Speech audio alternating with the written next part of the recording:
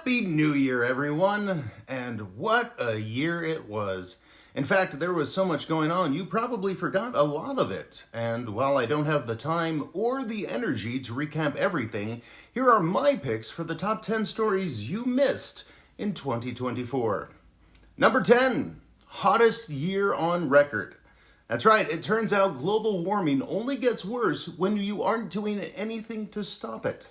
The World Meteorological Organization says that average temperatures around the globe were more than 1.5 degrees Celsius above pre-industrial levels. That makes this the hottest year on record, narrowly beating out the previous 9 hottest years from the past decade.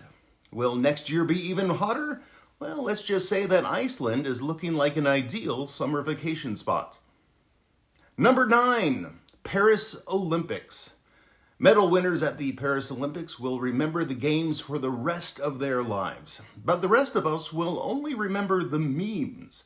Specifically, the pistol shooter that everyone assumed worked for the mob, the pole vaulter whose pole vaulted him to internet fame, and the Australian breakdancer who showed why it probably shouldn't be an Olympic sport. Of course, you don't need to be an Olympic athlete to look like one, thanks to our number 8 news story, semaglutide drugs. They are designed for people with diabetes, but got popular as a weight loss option for those with no willpower.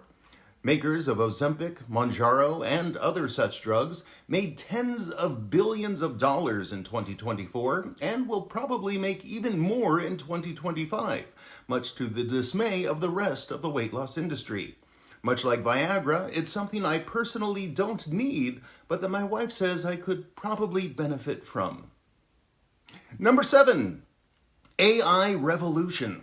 Full disclosure, I did not use AI to write this script. But if I'm still doing this at the end of 2025, I probably will be. The use of AI assistants has skyrocketed in the past year, with ChatGPT alone engaging 300 million users a week. Yes, AI has created a lot of misinformation, and there is concern that it could lead to the end of humanity. But on the bright side, we no longer have to think for ourselves. Number 7, Trump assassination attempt. I know, the world needs another Donald Trump joke, like he needs another hole in his head. But the truth is, this is a moment where the world history was literally an inch from turning out very differently.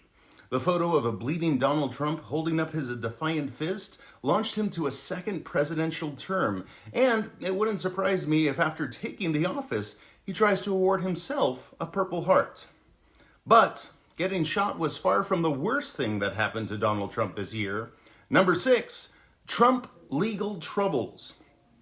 He might be the president-elect, but that doesn't mean it's been smooth sailing for America's most controversial pretend politician. This year alone, he was ordered to pay over $500 million in penalties for fraudulent business practices and for defamation against women who he was found liable for sexually assaulting. And just in case you forgot, he also had 34 felony convictions connected to hush money payments from having sex with a porn star. Of course, none of that kept him from winning the presidency, which in turn helped him escape a lot more legal trouble. Speaking of legal trouble, number 5, Sean Diddy Combs arrest. Imagine if Jeffrey Epstein was black and didn't get murdered in jail. Commit suicide. In September, the music star known as Diddy was arrested and charged with sex trafficking, racketeering, and numerous other crimes related to his freak-off parties. Side note to any future celebrities wanting to throw morally dubious gatherings, maybe call them something that won't make a jury think guilty thoughts. Already, other celebrities like Jay-Z have been accused of taking part in illegal activity at the parties, and unlike Epstein, there is a possibility that some of them could be held responsible for their actions. Number 4, Ukraine war. What many people thought would be a short fight is about to enter its 4th year. Recently, Russia has taken the offensive, supported by 10,000 North Korean troops. Meanwhile, Ukraine has struck back with long-range missiles supplied by the U.S. There is hope that the conflict will come to an end in 2025, but that's because Russia is going to collect on their investment in messing with the US elections. Number 3, Israeli-Hamas war. Speaking of long-running conflicts that are getting worse, the Israel-Hamas war has expanded through 2024 with no clear end in sight. After being attacked in October 2023, Israeli forces pushed into Gaza, damaging or destroying 2/3 of the buildings and killing almost 2% of the population.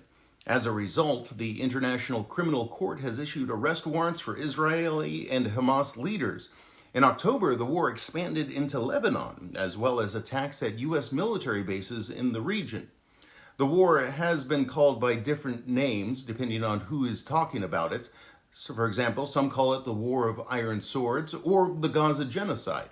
Hopefully, history won't refer to it as the prelude to World War III. Number 2, political upsets.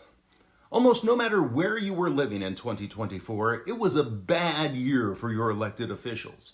80 countries, including 8 of the 10 largest, held elections this year, and in over 80% of them, the incumbent political party lost power. Japan, UK, and Mexico all elected new leaders, along with another country that we will talk about next.